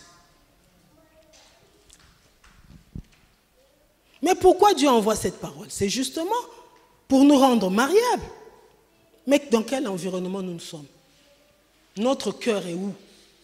Est-ce que nous venons avec notre cœur ou nous venons seulement avec les pieds et les mains pour servir Dieu? Oui, nous servons Dieu avec les pieds, les mains et les yeux, mais le cœur n'est pas disposé à recevoir ce que Dieu veut déposer dans nos cœurs. Le cœur n'est pas disposé. Et ça attriste Dieu. Vous voyez comment il se déploie, comment il se démène là-haut. Et quand il utilise ses serviteurs pour annoncer la parole de Dieu, quand il donne l'ordre, c'est maintenant le temps de me louer, c'est maintenant le temps de m'adorer. Si vous ne le faites pas, et quand ceux qui amènent les cadeaux, ceux qui viennent pour déposer les colis à chacun de nous, repartent avec les colis, mais je ne pense pas qu'ils repartent. Parce que moi j'avais une image, j'avais une photo que j'aimais beaucoup. Je l'avais détruite parce que je me dis que c'est une image, ça risque d'être comme de l'idolâtrie. Cette image illustrait Jésus qui était venu avec une lampe déposée à une porte. Quand ça symbolisait, je suis à la porte et je frappe. Si quelqu'un ouvre, j'entrerai, je souperai avec lui. Mais ce jour-là, cette photo-là montrait que quand il est venu avec la lumière, personne ne lui a ouvert la porte. Et donc, il a laissé la lampe là. Imaginez que l'ange de l'Éternel vienne avec ton cadeau, ton colis, et qu'il le dépose, parce que pendant qu'il le dépose là, toi tu es distraite. Mais quelqu'un d'autre va voler. Vous ne voyez pas qu'il y a les vols de bénédiction? Quelqu'un qui est éveillé va voler, parce que ça ne repartira plus. On dépose le colis là, et toi tu es dans la distraction. Mais comme tu es dans la distraction, ton cœur n'est pas pour Dieu. Tu es venu seulement pour faire le matalana à l'église. Non. Tu vas passer outre. Mais ce n'est pas ça que Dieu attend de nous.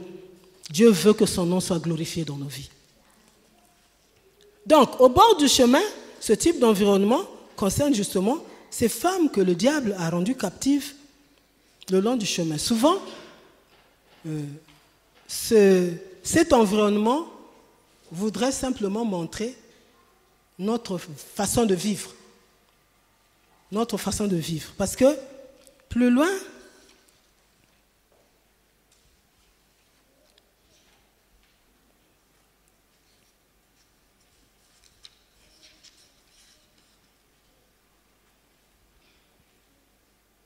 non, je parlerai ça plus loin. Je parlerai de ça plus loin. Donc, notre façon de vivre, notre façon d'être réceptif à la parole de Dieu, en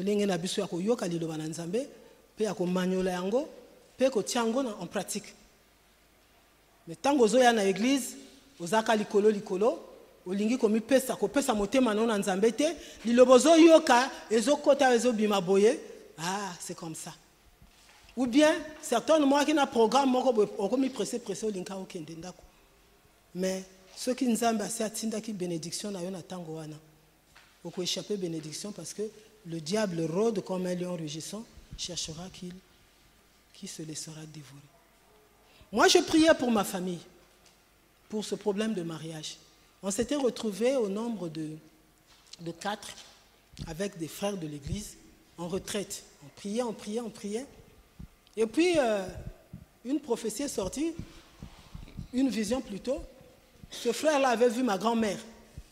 Ma grand-mère n'existe plus. Mais il avait vu vraiment une vieille maman, mais on lui avait dit que c'était la grand-mère de maman Blanche, qui était en train de frapper les mains, disant « Ah, likambo yo kaka Blanche motatumo liango. Na tumo la kini. Mabonde li wana kende ko kundula mabala. Alors, tango mabala wana nzamba kundoli yango, nga na koti distraction. Alléluia. Alors, mabala est sauté ba chrétien. Et sauter ngai, et sauter bato mususu, et koko kwe ananda kwa chef de famille. Ban année baki na vie moko clic. En une année babali misato. Les gens se sont étonnés. Ah, mais les kambo ezoka misabiso. Ba non babali bango. Il avait récupéré. Il a donné à ses enfants. Mais moi j'étais distraite. Donc pour moi, j'ai prié, bon, ça s'est arrêté là. Après, bon, on a clôturé, bon, les autres sont partis. Donc, évitons la distraction, bien-aimé. Quand tu es en train d'attendre quelque chose de Dieu, une bénédiction de l'Éternel, il faut être vigilant. C'est ce que Dieu nous dit. Soyez sobres et vigilants, car votre adversaire, le diable, rôde comme un lion rugissant, cherchant qui se laissera dévorer. Il ne va pas seulement te dévorer toi, mais il va dévorer toutes tes bénédictions. Parce qu'il surveille tout, il contrôle tout. Donc, si ton cœur n'est pas, tu n'as pas consacré ton cœur à Dieu, cela veut dire que tu es dans la catégorie des gens qui sont au bord du chemin. Certaines personnes sont comme une aérogare, excusez-moi le terme, je suis obligé de parler de ça. Une aérogare, vous savez ce que fait, les allants et les venants passent. Lorsque quelqu'un veut voyager, il passe par cette aérogare, il prend l'avion, il s'en va. Et l'aérogare est restée. Et quand il y a des gens qu'on dessert, alors ils descendent, les venants, hein, ils passent par l'aérogare et ils s'en vont. Toi, tu es là, statu quo, en train de servir et de desservir. Non, bien-aimés, nous ne devons pas avoir cette identité. Sur le bord de chemin, c'est là où on trouve des fornicateurs, c'est là où on trouve des débauchés, c'est là où on trouve des impudiques, c'est là où on trouve des lesbiennes, c'est là où on trouve des gens qui se masturbent. Là, ça ne glorifie pas Dieu, les manques de pudeur, tout ça. Et c'est des choses qui ne peuvent pas glorifier l'Éternel. Mais Dieu veut nous voir dans l'excellence. Que ce soit sur les pierres, là aussi c'est la même chose. On a une vision limitée. Notre foi est limitée, comme notre foi est limitée. Quand viennent les tribulations, la vision aussi est limitée. On t'avait contacté pour un mariage, bon, vous êtes dans les fiançailles, mais comme l'endroit où tu te trouves, là, dans la catégorie là, ta foi est limitée, tu fais quoi? Moindre secousse, tu bascules. C'est difficile de contracter un mariage. Vous voyez, quelqu'un qui vient te fiancer, vous êtes resté toujours, vous êtes à quelques pas de la concrétisation de votre projet, l'homme change d'avis. J'ai vécu ça. J'ai vécu ça. Tout ça, j'ai vécu. Hein? En 1992, ce garçon-là a prié à l'église évangélique. Tout le monde disait, oui, on va se marier. J'étais aimé dans sa société, j'étais aimé. C'était un entrepreneur. Mais, je vous assure, c'est triste. Le jour où j'apprends qu'il a trouvé une autre femme qu'il est en train d'épouser, j'ai failli mourir. J'ai vérifié, c'était vrai. Et il est allé à l'église, il s'est marié avec cette femme-là. C'est triste. Ça fait mal, n'est-ce pas? Voilà le chemin par lequel je suis passé. Et je suis obligé de vous le dire. Vous avez la chance, vous avez la grâce d'avoir connu Dieu. Et vous êtes au bon endroit. Là où vous écoutez la parole de Dieu, on vous enseigne les principes divins. Il faut s'accrocher. Il faut chercher à sortir de ce milieu qui ne glorifie pas Dieu. Il faut chercher à renoncer à ces choses qui peuvent vous entraver la gloire de Dieu. Parce que sinon, c'est la honte. Aujourd'hui, cet homme, quand il me voit, il est tout malheureux. Hein? Quand il me voit, ah, moi c'est Nanga. Quitte-la. Qui est ta femme? Moi? Oh, je regrette. Tu regrettes quoi? Oh, je ne sais pas ce qui me met quoi.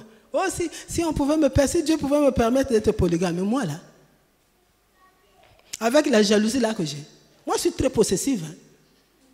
Ngana lingaka mobali nangana tala zolo na yemi kolo tout.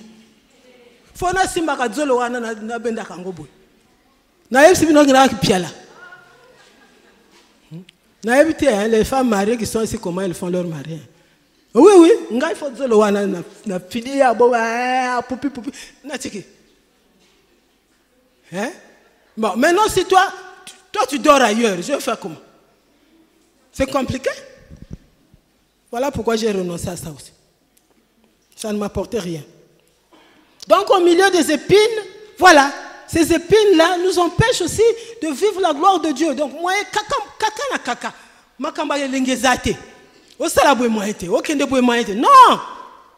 Dieu nous a créés pour que nous puissions jouir de sa paix. Alors, voilà le type d'environnement qui nous convient. C'est la bonne terre. Avoir un cœur disposé.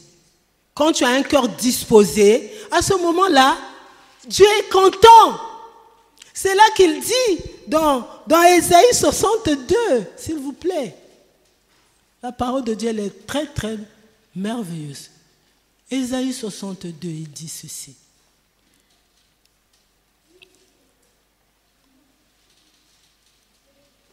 Pour l'amour de Sion, je ne me tairai point. Pour l'amour de Jérusalem, je ne prendrai point de repos jusqu'à ce que son salut paraisse comme l'aurore et sa délivrance comme un flambeau qui s'allume. Alors, les nations verront ton salut et tous les rois ta gloire et l'on t'appellera d'un nom nouveau que la bouche de l'Éternel déterminera. Tu seras comme une couronne éclatante dans la main de l'Éternel, un turban royal dans la main de ton Dieu. On ne te nommera plus délaissé. On ne nommera plus ta terre désolation, mais on t'appellera mon plaisir en elle, et on appellera ta terre épouse. Dans Parole de vie, parce que j'aime toujours, voilà, je lis le verset 4. On t'appellera plus celle qui est abandonnée. On ne dira plus de ton pays, c'est un désert de tristesse. Au contraire, on t'appellera celui qui plaît au Seigneur. On dira de ta terre, la bien mariée. Alléluia. Tu dois être la bien mariée. Tu dois être la bien mariée. Il faut aspirer à cela. Parce que Jésus-Christ n'est pas mort en vain. C'est pour que tu sois la bien mariée. Quand il dit pour l'amour, là où il a parlé de Jérusalem, de Sion, mets ton nom. Dieu a dit qu'il ne se taira point. Il ne prendra point de repos jusqu'à ce que ton salut paraisse comme l'aurore et ta délivrance comme un flambeau qui s'allume. Cela veut dire quoi? Il ne se taira pas.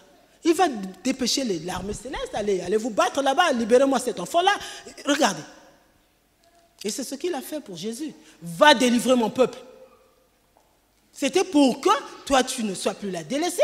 C'était pour que tu ne sois plus abandonné. C'était pour que toi, tu sois la bien mariée. Qu'on ne t'appelle plus célibataire endurci. Qu'on ne t'appelle plus désolation. Qu'on ne te donne plus les noms qu'on te donne maintenant. C'est pour cela que Jésus-Christ est allé mourir sur la croix. Mais pour ça, il faut chercher le royaume de Dieu. Cherchez premièrement le royaume et la justice de Dieu et le reste vous sera donné par-dessus tout. C'est lorsque vous êtes emparé du royaume de Dieu que vous allez être la bien mariée. C'est lorsque vous allez vous emparer du royaume et de la justice de Dieu qu'on vous appellera mon plaisir en elle. Il y a une fille que je connais, ça me fait rire quand même. Son professeur l'appelait mon désir. Moi, j'ai cherché à comprendre, mais pourquoi on t'appelle mon désir? Cet homme-là, on dirait qu'il t'en veut. Il veut de toi. Oh non, ah bon, ok. Mais après, ça s'est affiché. Hein? Mais c'est bien lorsque quelqu'un te dit mon désir, qu'il le dise proprement selon la volonté de Dieu. Là, il dit mon désir pour faire de toi la bien mariée, pour te valoriser justement. Regardez les noms qu'on nous donne par des personnes qui ne sont pas dignes, qui n'ont pas qualité de nous donner ces noms-là. Ils ne méritent pas de nous donner ces noms.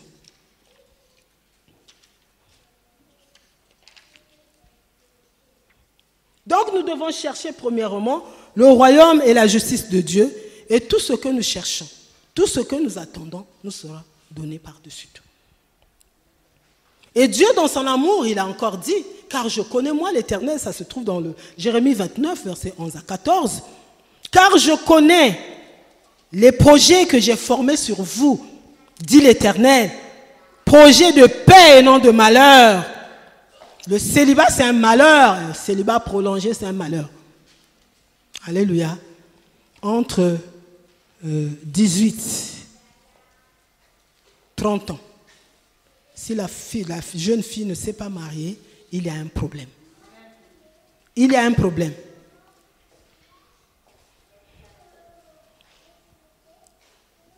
Car je connais les projets que j'ai formés sur vous, dit l'Éternel. Projets de paix et non de malheur, afin de vous donner un avenir et de l'espérance. Voyez ce qu'il dit. Vous m'invoquerez et vous partirez. Vous me prierez et je vous exaucerai. Vous me chercherez et vous me trouverez si vous me cherchez de tout votre cœur. Dieu a besoin de nos cœurs. Nous devons le chercher de tout notre cœur. Que Dieu ne trouve pas dans nos cœurs, pendant que nous le cherchons, des épines. Qu'il ne trouve pas de la pierre. Qu'il ne trouve pas un chemin où les gens font les allées et venues. Mais il veut trouver un cœur pur. Il dit, je me laisserai trouver par vous, dit l'Éternel, et je vous ramènerai vos captifs. Quel que soit le lieu où ton mari est, là où il se trouve caché. Dieu a dit quoi? Il va ramener cet homme vers toi. Il faut chercher Dieu de tout son cœur. Il faut lui donner sa vie. Il faut lui donner de la place dans le cœur. Ce n'est pas, par exemple, moi je connais là où je priais, des gens qui cherchent toujours à habiter dans les maisons des serviteurs de Dieu. Chez moi aussi, j'en ai reçu. Mais si tu viens habiter chez moi, toi-même, ton cœur n'est pas dans le Seigneur. Qu'est-ce que moi je peux faire? Qu'est-ce que je peux faire? La Bible dit, si les fondements sont renversés, le juste, que ferait-il? Mais il faut découvrir quels sont les fondements de ta vie. Quels sont les fondements de ta vie? Quels sont les fondements de ta vie? Dieu dit, vous me trouverez si vous me cherchez de tout votre cœur. Je me laisserai trouver par vous, dit l'Éternel, et je ramènerai vos captifs. Je vous rassemblerai de toutes les nations et de tous les lieux où je vous ai chassés, dit l'Éternel. Et je vous ramènerai dans le lieu d'où je vous ai fait aller en captivité. Voilà des promesses qui nous encouragent à chercher Dieu, qui nous encouragent à aller en profondeur, à chercher Dieu de tout notre cœur pour que nous puissions vraiment donner nos cœurs à Dieu. Parce que Dieu a besoin de nos cœurs pour éclater sa gloire. Je vous dis la vérité que le vendredi, la grâce maritale était répandue en ces lieux. Mais combien l'ont contracté? Combien? Combien l'ont contracté? Tu viens à la nuit de prière, tu viens somnoler. Non, il faut dormir à la maison. Dors à la maison, tu sais que tu as une nuit de prière. Il faut éviter les travaux et tout. Tu dors. À une certaine heure, tu te réveilles parce que tu dois collaborer avec Dieu. En fait, nous venons pour collaborer avec Dieu. Parce que Dieu, il a dit, pour l'amour de mon peuple, je ne me tairai point. Je ne prendrai point de repos. Donc, pendant que lui, il n'a pas de repos, lui, il ne dort pas, nous devons aussi être en éveil avec lui. Parce qu'il veut travailler pour nous. Vous voulez que Dieu travaille pour nous? Et, bon, on est en train de dormir. On est dans la distraction. Non, bien-aimés, nous devons être trouvables. Alléluia. Nous, la femme doit être trouvable.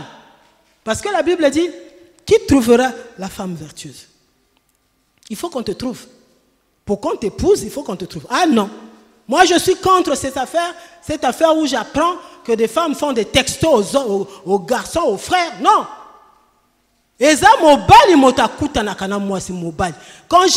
Quand Adam avait vu Ève, il a dit, voici cette fois celle qui est os de mes os, la chair de ma chair.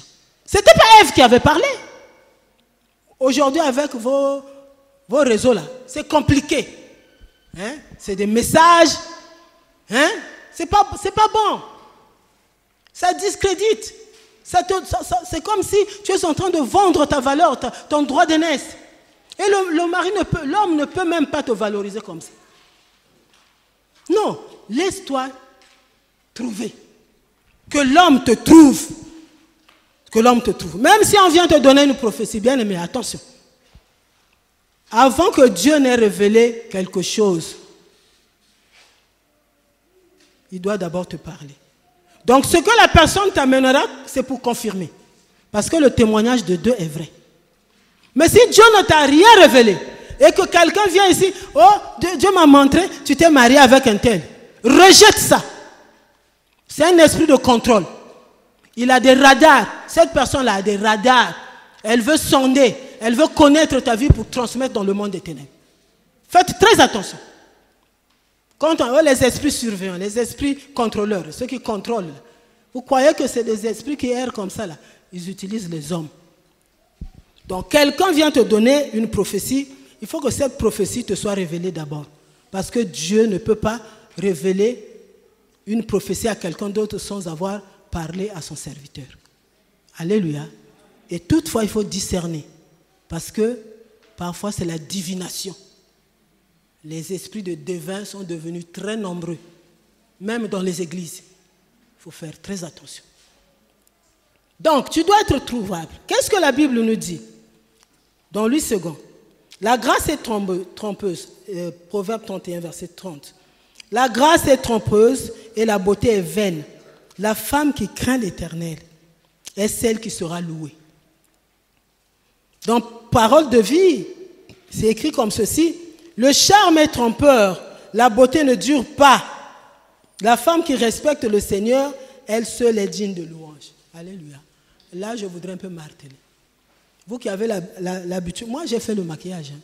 Je mettais Rico. Quand je me suis mariée, mon mari voulait que je sois jaune. Il voulait vraiment que j'ai un teint. Et tout ce qu'il me ramenait de l'étranger, c'était les produits de beauté pour gratter la peau. Je dis, vraiment. Hein? Mais quand j'ai dit, ah non, trop c'est tout. Non, ça va, mais ce n'est pas tellement ce que je veux. Ajoute un peu. Il est allé voir ma marraine pour aller me réclamer là-bas. Alors ma marraine me dit, bon, maman Blanche, peut-être que mais chimie. Et là, elle m'a dit d'acheter tel produit. Je suis allé la voir. On a fait la chimie. J'ai mis. Je commençais à mettre. Je me voyais, oui, je suis devenue très belle. Mais je n'étais pas à l'aise.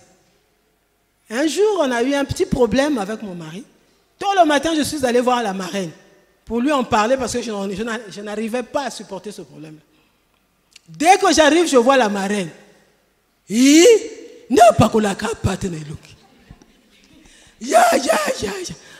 dis, la conseillère en maquillage. Là. À qui la faute? Ah! Je suis reparti à la maison, j'ai regardé. Effectivement, chez moi aussi, ça commençait. Comme je connais un peu les techniques, j'ai vite couru au marché. J'ai acheté le concombre. J'ai écrasé. Je commençais à faire le masque de concombre chaque nuit. Et puis, ces taches-là ont disparu. Alors, bien aimé, merci ma soeur, que Dieu te bénisse. Donc, ces taches-là ont disparu. Moi, j'ai dit, voyez comment la parole de Dieu dit, le charme est trompeur. La beauté ne dure pas. Regardez comment vous mettez les fashion. Les fashion, non? Les poudres là, les pâtes là, comment on appelle ça? Parce que maintenant, personne ne s'en passe. Hein? Bon, quand vous mettez ça, est-ce que ça dure? Ça ne dure pas, non? Il suffit seulement qu'il ait la chaleur, tu commences à transpirer, et puis c'est des pochettes comme ça.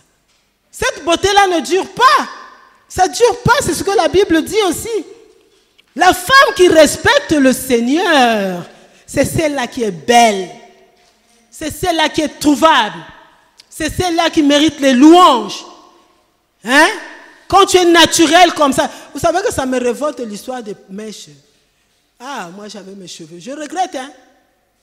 Si ce n'est pas le défrisage, en tout cas, moi, ces choses-là, je n'allais plus mettre. Ce qui n'a pas tout essayé. Donc, ça me révolte. Pourquoi on veut s'identifier aux Français? Pourquoi? Pourquoi on veut être comme des Blancs? Pourquoi?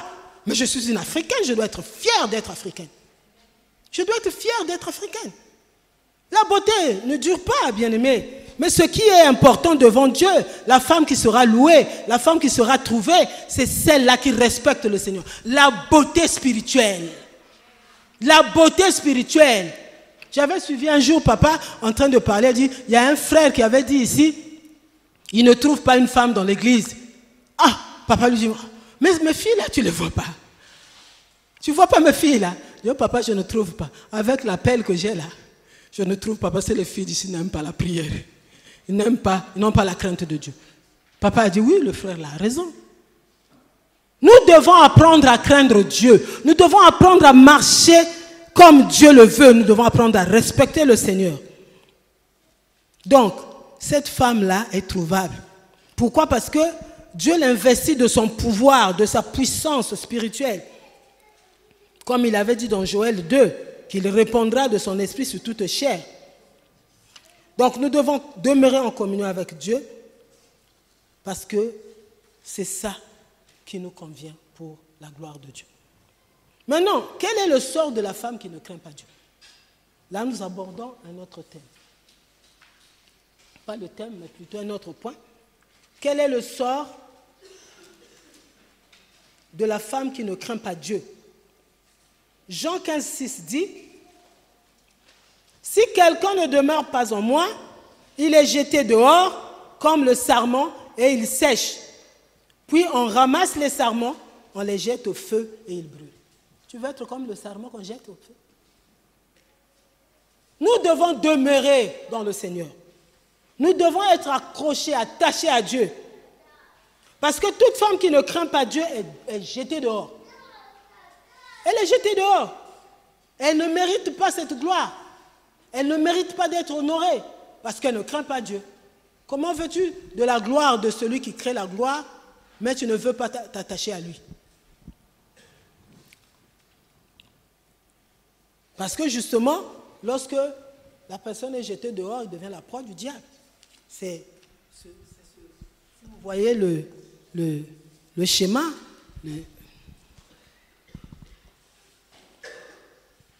Voyez le sort de la femme qui ne craint pas Dieu. Hein? C'est une femme qui devient la proie du diable. Donc, quand celui-là rôde comme un lion rugissant, facilement il va dévorer. Parce qu'il trouve des portes d'entrée sur le bord du chemin. Il trouve des portes d'entrée sur des endroits pierreux. Il trouve des portes d'entrée. Et ça représente le royaume des ténèbres. Tu ne peux pas prétendre vivre dans le royaume de Dieu et ne pas vivre la gloire de Dieu, demeurer justement dans une situation qui ne glorifie pas Dieu. Voilà les caractéristiques du mode de vie d'une personne qui ne craint pas Dieu. C'est la vaine manière de vivre, un célibat prolongé, fornication, débauche, adultère, séduction, manque de pudeur, lesbianisme, masturbation, fille-mère abandonnée. Ça sont des choses, nous tous nous sommes passés par là, mais qui nous réclament, qui nous suivent partout. Et nous devons aujourd'hui regarder au Seigneur. Qu'est-ce que nous devons faire? Pourquoi ces choses-là continuent à nous réclamer? Pourquoi aujourd'hui le célibat prolongé?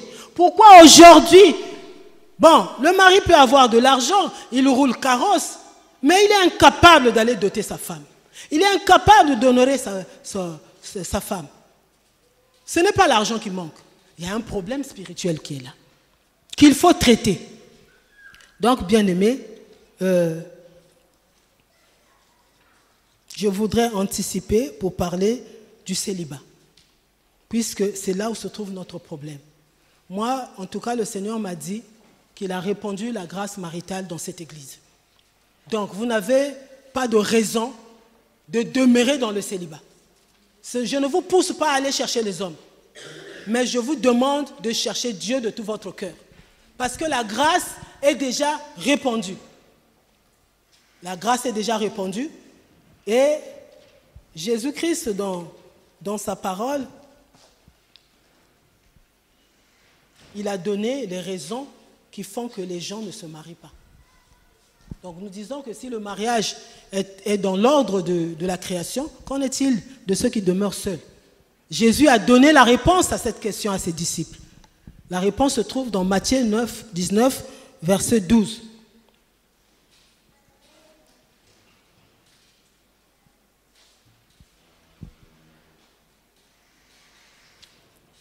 Car il y a des eunuques qui le sont dès le ventre de leur mère.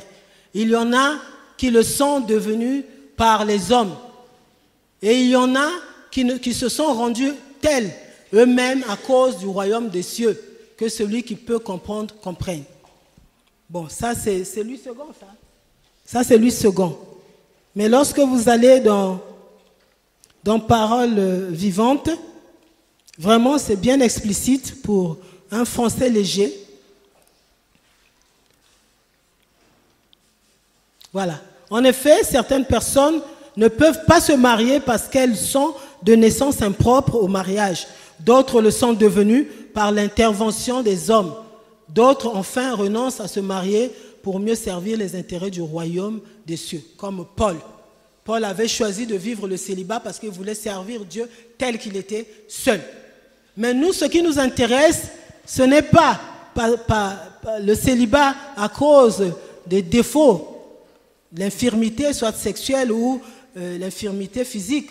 Mais ce qui nous intéresse ici, c'est l'intervention des hommes. Donc, les gens sont devenus célibataires à cause des hommes, qui les empêchent de se marier. Donc, les raisons qui peuvent empêcher les hommes de se marier sont celles-ci. La première raison, c'est ce que nous avons dit, c'est une impossibilité dès leur naissance. La deuxième, ils refusent volontairement de se marier à cause du royaume. La troisième, ils n'ont pas choisi d'être célibataires. Mais ils ont été rendus incapables de contracter le mariage par les hommes. Et c'est ce point-là qui est très capital pour nous. Comment les hommes peuvent-ils empêcher le mariage? Alors, vous savez que lorsqu'un mariage réussit, Dieu est glorifié. Et voilà pourquoi le diable travaille sans relâche pour faire échouer les mariages, en utilisant des esprits manipulateurs au travers des alliances maléfiques contractées par les ancêtres, les parents ou les conjoints pratiquant l'idolâtrie, la sorcellerie, l'occultisme, le fétichisme, ou par nos propres fautes. Le simple fait de marcher dans la débauche, certainement vous avez eu à faire l'amour avec un sorcier, il a puisé des choses de votre vie, certainement ton étoile, eh bien, ça aussi, ça peut te rendre impropre à contracter un mariage heureux. Alors, bien-aimés, ces hommes travaillent sans relâche pour empêcher des mariages entre deux conjoints qui se conviennent, empêcher le bon choix, empêcher la femme d'être trouvable, condamner les gens dans le célibat, retarder les mariages au sein des couples. Non, retarder les mariages en prolongeant les fiançailles ou en interrompant les fiançailles. Et causer des difficultés au sein des couples unis. Bien aimé, ça, c'est récurrent. Vous allez voir, moi par exemple, papa priait pour moi pour mon mariage, quand je suis arrivé à la CERF. Pour lui, il disait, maman Blanche, tu dois te remarier parce que ce que Dieu a mis en toi pour que tu serves mieux l'Éternel, tu dois être accompagné d'un homme. Et il priait beaucoup pour ça. Un jour, nous étions quelque part, papa était en train de faire des déclarations de bénédiction pour des gens qu'il voulait qu'ils se marient. Il a cité les noms. Dès qu'il a cité mon nom, une voix s'est levée pour dire non, maman Blanche ne peut pas se marier. Je regarde la personne, c'est une personne qui est très loin de moi, qui ne m'a jamais visité, qui ne connaît pas comment je vis, qui ne connaît même pas mon passé. Il a glissé ça comme ça. Après, j'avais dit, ça c'est le diable. Et depuis ce jour-là, papa ne prie plus pour ça. En tout cas, papa avait réagi. Pourquoi tu dis ça? Qui es-tu pour parler comme ça? Vous voyez? Donc, il y a des hommes qui sont là avec un venin pour injecter les mauvaises paroles et empêcher le mariage. Ça peut aussi être toi-même dans ta façon de parler. Moi, je ne vais pas m'épouser avec tel genre. Le genre là, ce n'est pas mon genre. Mais tu es en train de te condamner. Toi, tu connais la volonté de Dieu. Tu ne connais pas la volonté de Dieu. Tu te donnes une image, mais Dieu, est-ce que tu penses que Dieu est dedans, dans ce que tu veux? Si Dieu n'est pas là, tu vas rester longtemps. Et le diable utilise nos paroles. Quand quelqu'un de bien veut venir, il brandit. Non, cette personne-là, elle avait dit que ce n'est pas son genre. Vous voyez? Donc, là, nous avons vu, et nous voyons les forces qui luttent contre les célibataires. Bon, ça, on verra ça demain. Les portes d'entrée. Je voudrais parler des portes d'entrée. Les portes d'entrée couvrent 3 domaines. La sexualité, la religion et les relations humaines. Sexualité, pourquoi? Parce que lorsque tu couches avec un sorcier, ou tu as couché avec un sorcier, c'est dans le passé, n'est-ce pas? Mais tu ne sais pas ce que ce sorcier-là a injecté dans ton corps. C'est une semence qui demeure en toi. Pendant que tu es en train de chercher Dieu, la semence est là en train d'évoluer. Peut-être après ça va qui ndokozo ebate. Tant que tu manipuler, tu utiliser étoile na yo na monde amolili. Quand na moi biloko lia ka moi mike wana. Azo manipuler yo. Maintenant si ko ndenge nini okosala. Lokolo yina Yesu. Lokolo yina Yesu faut mitala otuna na Nzambe. En tout cas, je vais m'arrêter là. Na lingina lobabwe. Ezalaba association to sala kana baninga. Nous nous accordons avec des amis, mais oyebi etada ma moninga wana te. Bosali équipe bwana projet moko bozo sala. Moyebi etada na ete. Oyebi ana bato mususu ba utiliser ke baninga lokola ba escalier. Yo pesa mo Kongo ya mata. Tango kaka bosali likambo ya bimi mutu. Yo tika lesimo. Dieu a dit, il n'y a aucun rapport entre Christ et Bélial. Il n'y a rien de commun entre lumière et ténèbres. Quand tu entretiens des relations avec une personne, il faut yeba pona nini moto azokanga mananga. Tamususu azoko lukako zwa eloko moko kati na bomo inayo. Donc bien aimé, nous allons nous examiner. Donc cette nuit, tu vas demander à ton Dieu. Pendant cette nuit, tu vas méditer que Dieu te révèle. Que Dieu te révèle, depuis ce que nous avons dit ici, que Dieu te révèle, ton cœur est-il disposé à recevoir la gloire de Dieu? Est-ce que tu es dans la catégorie des femmes qui sont au bord du chemin? Est-ce que tu es dans la catégorie des femmes qui sont sur les endroits pierreux? Est-ce que tu es dans la catégorie des femmes qui sont au milieu des épines? Parce que Dieu doit te délivrer. Il y a un dernier chapitre où j'ai dit Jésus-Christ est la solution aux problèmes liés au mariage. Là, nous allons observer comment Jésus-Christ a payé le prix pour que nous soyons rachetés de cette vaine manière que nous venons de voir. La Bible nous dit ce n'est pas par de l'argent, ni par de l'or ou par des choses périssables que vous avez été rachetés de la vaine manière de vivre que vous avez hérité de vos pères. Mais c'est par le précieux sang de Jésus-Christ. Ce qui m'a kilana exclu ce tangaki, et sopanaki ezalaki po yo, obimanakati na boumbu ya satan. Obimanakati na vaine manière de vivre, o ezo condamné na célibat, ou bien ezo zangisa ba bénédiction ndenge na ndenge. Mais il faut yeba. Et loko nini yango, likambo yango